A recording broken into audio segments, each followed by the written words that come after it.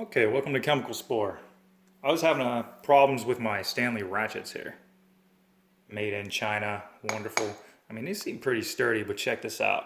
There's a lot of rust on the inside of this. I was wondering why it was sticking and binding. The teeth are all rusted up. And I've never taken a ratchet apart before, so this was new to me. I figured since I got so many other better ratchets, like this GM good wrench right here, this thing I've had it for about 19 years and it's held up wonderfully. And it's made in the good old US of A. That's right. And this is the other Stanley socket wrench that came with the socket set that I had purchased, which I've been using that GM good wrench in the stead of this one. Because this one, like it binded up.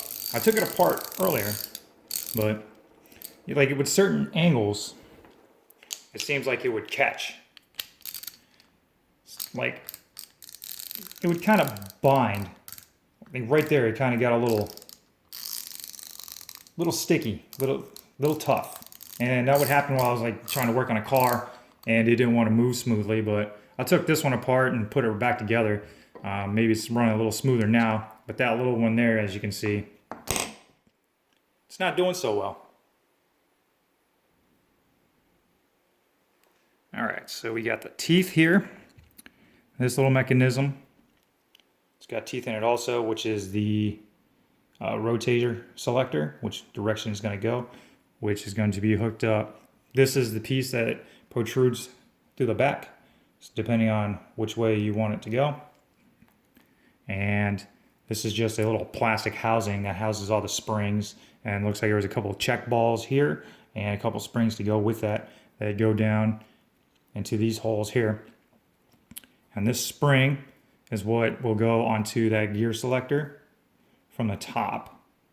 So it goes right in there and it moves around inside when you hit that lever. And this is the backing plate that goes right on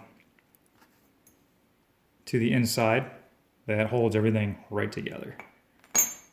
So what I'm gonna do is I'm probably just gonna take some sandpaper and a little bit of oil and just like clean that part out. But let's get this one cracked open so you can take a look inside, see what there is. Just gotta make sure you don't lose any of the little parts there. What you're gonna need to get this open is a Torx 10. Not sure if you can see that or not. So it would be a T10, Torx 10. And then what I'm gonna do is I'm gonna take a socket.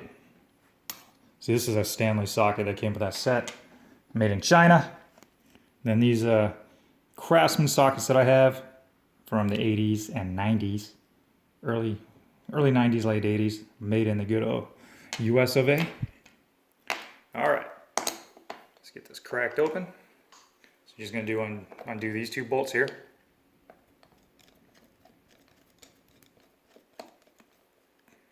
And what you're gonna wanna do is while you're doing that, once you get those bolts out, just hold that plate in place so that way nothing falls out. You won't have pieces scattering everywhere, and you can kind of back engineer how this all goes together.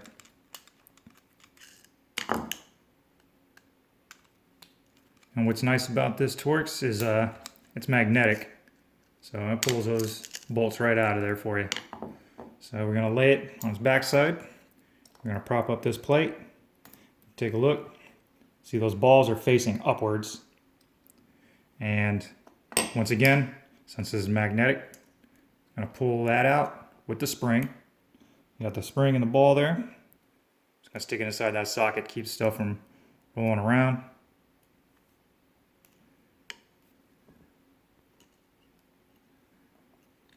And then you can just pull the teeth, the ratcheting part, right out. And of course it's got the quick release. And then you can take a look on the inside. So this would be mashed down. There's a groove for that spring and for the selector to go back and forth. And then of course you got your selector lever, which would come out from the inside. So just turn it over, pull that out. Now what I'm thinking is, on the inside here, there's grooves Like, I don't know if those grooves are cut in or if it's just like markings from grease potentially, but it does feel a little rough on the inside. So I might just take some sandpaper to that. Because I think when you're going at certain angles, like trying to get into a tight spot or whatnot, it's grinding. Like you can hear it grinding on the inside. Like there's nothing else in there. So it's just grinding up against that metal. I think there's nothing smooth about it. So I don't know, maybe take some sandpaper or a rotary tool with a little grinding wheel.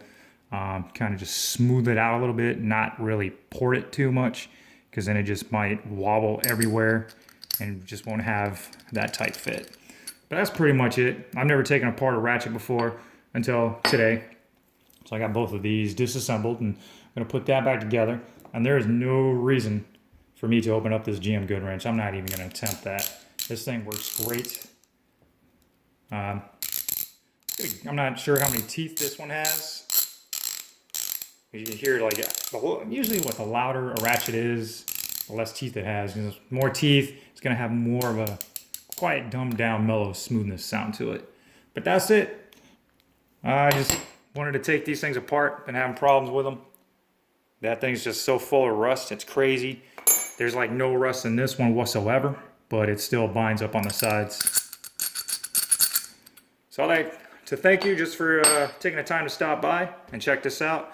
And it's not too hard to disassemble these. Just remember, when you do it slowly, carefully, so you know exactly how it goes back together. Thank you, and you have a wonderful day. Chemical Spore out.